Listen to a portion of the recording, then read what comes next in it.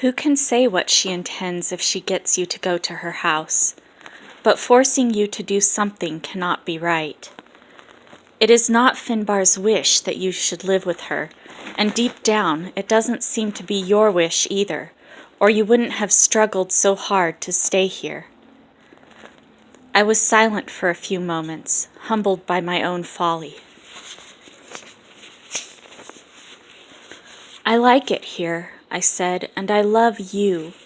And I put my arms around Juniper and kissed her, wondering how I could ever have thought of abandoning her.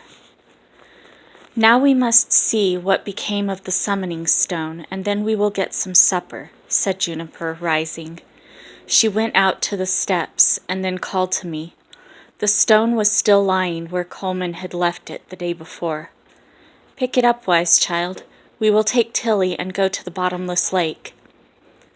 Must we? It was several miles to the lake, and I was very tired. Yes, we must. You can ride on Tilly. I picked the stone up unwillingly. The bright colors in it seemed to have gone dead. No sound came from it, only a feeling, what I thought of as a sort of prickle, as if it was punishing me. Ouch! Put this cloth round it, said Juniper, as if stones that pricked you were the most normal thing in the world. When we got to the lake, she made me take the stone out of its covering, it pricked me again, and throw it out into the middle of the water, where it plopped and sank. I felt better. What about all those things she did? I asked Juniper on the way back. The noises and the pulling feelings and the calling and all that. When she puts her mind to it, my darling, your mother is no mean sorceress. How did you make her go?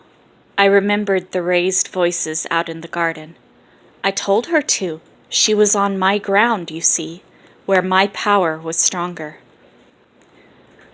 Wouldn't it be stronger in other places? That would depend. Will she come back? Not for a while, I think.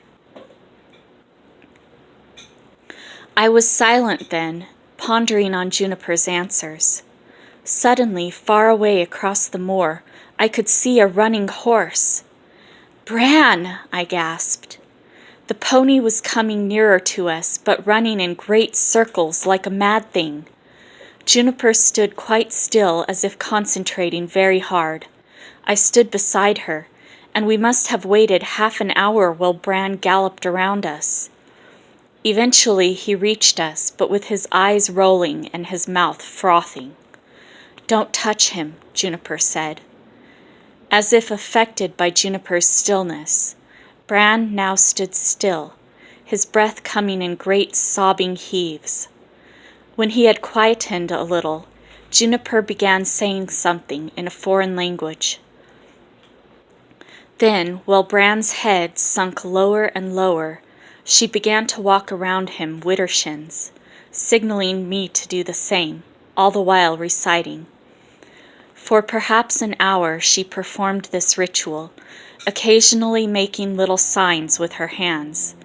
Then she approached him and touched his legs, his head, his tail, as if anointing him. When she had finished, he raised his head again and looked at me as if recognizing me for the first time. And I went to him and stroked his face and his neck, which were covered with sweat. Poor Bran, said Juniper. What was it? I asked. The evil eye. But he'll be all right now. Can he live with us? I asked joyfully. I think he'll have to, she said. I can't think what else we can do with him. It's an ill wind that blows nobody any good, and she gave me one of her wide grins. Something else was troubling me too. The scar on my hand. I mentioned it with difficulty. I had a clear picture in my head of a room with a great hearth in it, and of myself sitting by the fire, small and frightened because I had done something wrong.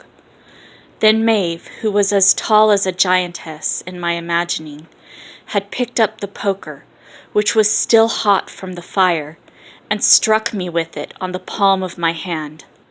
I had fainted from the pain and had come around alone and terrified. All this I told Juniper, and she listened in the quiet, dispassionate way she had when you told her something truly terrible.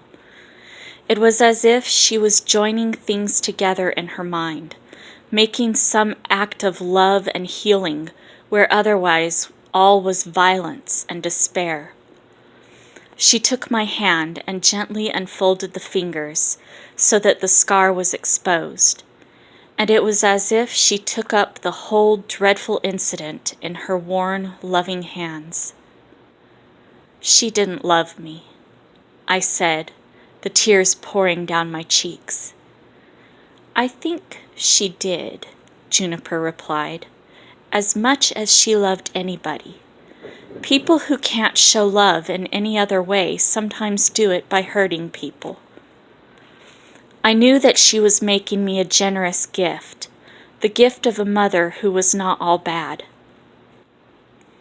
I sat and considered the scar that I had always